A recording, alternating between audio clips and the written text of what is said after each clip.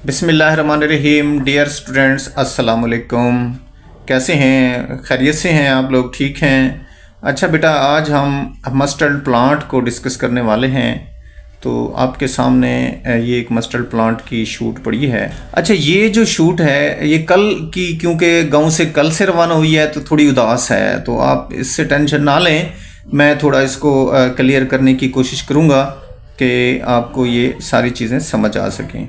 ये mustard plant से ली गई एक शूट है आपके सामने। ये देखें आप, इस तरह से जो है मस्टर्ड प्लांट की शूट जा रही होगी तो उसके साथ ये इस तरह से एडजस्ट थी। ये जो पेंसिल मैंने दिखा है ये मेन शूट, इसको आप समझ लें। तो अब ये साइड पर निकली हुई शूट है। अब इस शूट पर आप देखें, ये लीफ है, ये मस्टर्ड प्लांट का लीफ है जिसे हम सरसों भी कहते हैं। तो सरसों के पौधे का जो ली गई ये शाख है और उसका ये लीफ है, ये पत्ता है। इस पत्ते से हम को साग के तौर पर इस्तेमाल करते हैं। विटामिन ए इसके अंदर बहुत ज़्यादा होता है, तो ग्रीन वेजिटेबल्स में ये इसको बहुत ज़्यादा मिकदार में इस्तेमाल करना सेहत के लिए बहुत ही फ़ायदेमंद है। लीफ के अंदर नोड वाली जगह से very close to the leaf and shoot, इसको हम शॉर्ट शूट भी कहते हैं क्योंकि इसी से फ्लावर निकलना है, इसी से फ्लावर निकलना है। आप देखें ये दूसरी इधर ये लीफ है, तो इसके अंदर से भी देखें आप, इसी तरह से ये निकल रही है। एक और लीफ है, ये देखें इस तरह से ये थोड़े डिस्टेंस पे आके जो है ये निकलते रहते हैं। ये देखें इसमें ये निकल रही हैं। तो ये देखें इसमें छोटे छोटे आपको फ्लावर भी नज़र आ रहे हैं और ये बर्ड से आपको नज़र आ रहे हैं। तो ये जो हैं ये सारे के सारे जो हैं इनसे फ्लावर बनने हैं।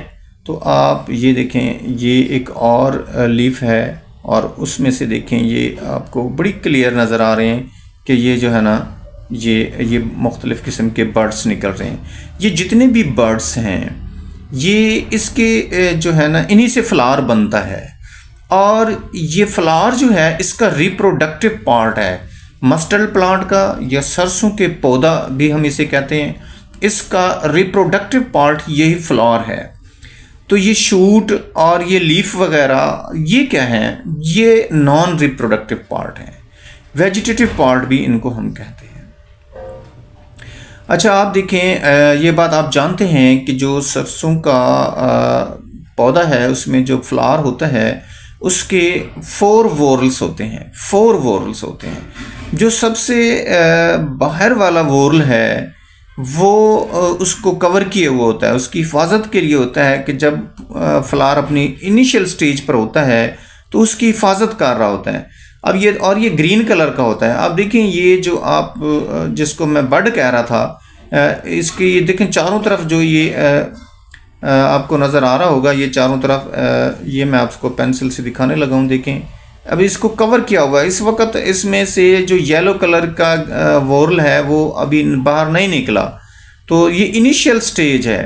तो ये जो बाहर वाला अब ये बैरूनी घेरा है, इसको हम कैलेक्स कहते हैं, कैलेक्स कहती हैं। और ये ग्रीन कलर का होता है और इसका काम जो है वो उस बड की हिफाजत करना है, बेसिकली फूल की हिफाजत करना है। तो इनिशियल स्टेज पे ये ग्रीन कलर का होता है, आहिस्ता आहिस्ता इसका कलर चेंज हो जाता है।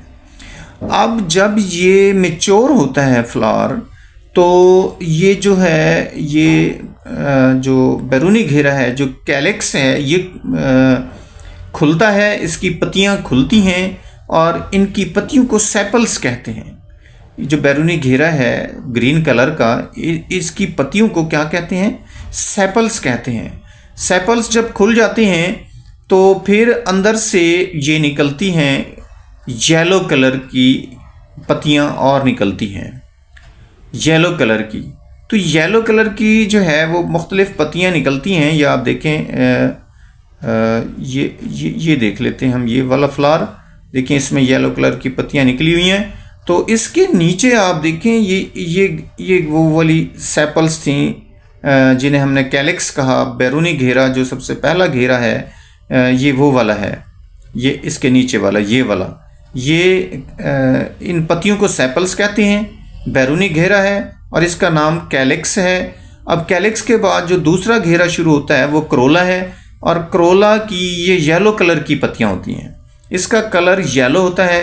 ये आपको नज़र आ रहा होगा पीले रंग का। तो ये जो पत्तियाँ हैं, ये पत्तियाँ पेटल्स कहलाती हैं, पेटल्स कहलाती हैं। और आप देखें ये जो सेपल्स थी यानी कैलिक्स जो बैरूनी घेरा, और उसके बाद ये दूसरा घेरा जो क्रोला जिसे हमने नाम दिए है, जिसकी पत्तियों को हमने पेटल्स कहा है, ये वाली पत्तियाँ पीले रंग की हैं। ये दोनों ही रिप्रोडक्शन में हिस्सा नहीं लेती, यानी फ्लावर के जो बैरूनी दो घेरे हैं वो रिप्रोडक्शन में हिस्सा नहीं लेते।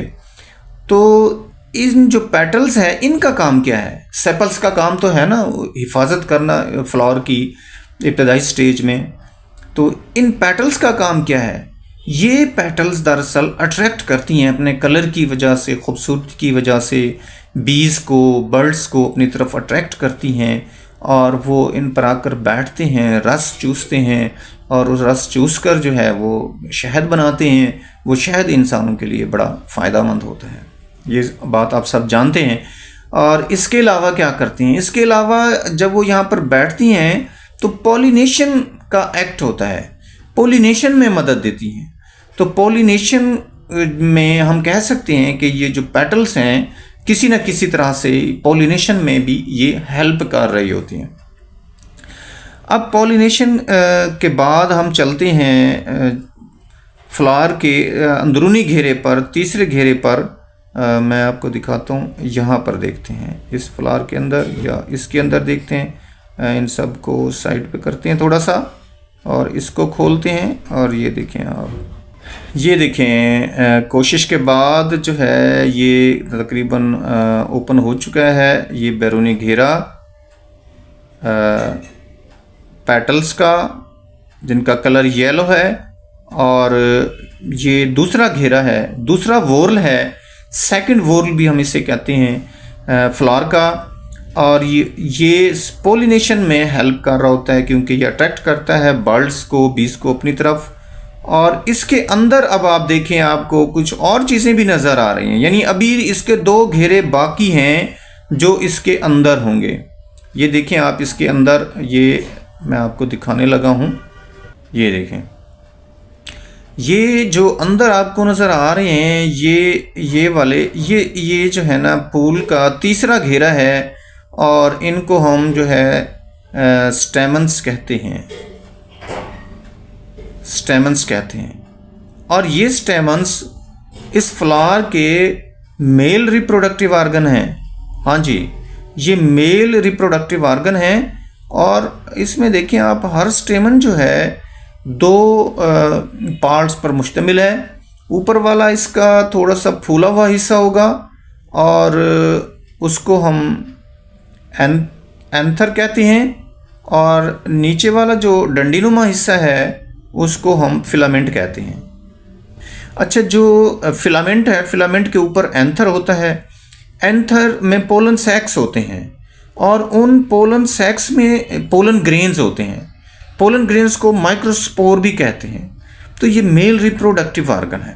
ये देखें बेटा, अगर आपको नज़र आ रहा हो तो ये इसका जो है मैं दिखाने लगा हूँ, सबसे अंदरूनी घेरा होता है, और ये फीमेल रिप्रोडक्टिव ऑर्गन है, और ये ओवरी, स्टाइल और स्टिग्मा पर मुश्तमिल होता है।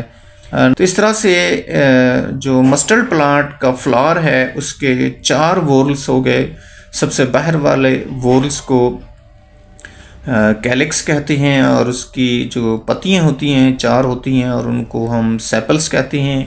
उसके अंदर जो घेरा है ये आपको नज़र आ रहा है, दूसरा घेरा इसको क्रोला कहते हैं, और इसकी भी 4 पत्तियां होती हैं, और इनको हम पेटल्स कहते हैं। और ये अट्रैक्ट करती हैं बीज को, बर्ड्स को अपनी तरफ, और इस तरह से वो आकर यहाँ से रस चूसते हैं और फिर उससे शहद वगैरह बनाते हैं। तो उसके बाद जो हम तीसरा घेरा देख रहे हैं एंड्रोशियम का, वो हमने कहा ये स्टेमन्स हैं। ये स्टेमन्स भी क्लियरली नज़र आ रहे हैं। तो स्टेमन्स फिलामेंट और एंथर पर मुश्तमिल होते हैं। एंथर में पोलन सैक्स होते हैं, और पोलन सैक्स के अंदर पोलन ग्रेन्स होते हैं, और वो मेल रिप्रोडक्टिव ऑर्गन है, और उनको माइक्रोस्पोर भी कहते हैं। उसके बाद जो सबसे अंदरूनी घेरा है उसको गाइनेशियम कहते हैं। और गाइनेशियम देखें यहाँ पर, ये आपको अगर नज़र आ रहा है, मैं क्लियर करने की कोशिश कर रहा हूँ।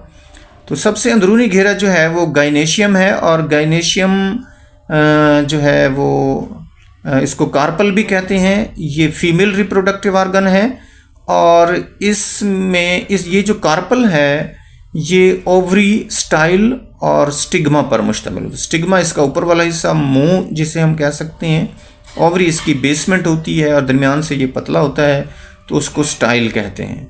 तो इस तरह से ये कार्पल जो है फीमेल रिप्रोडक्टिव ऑर्गन है।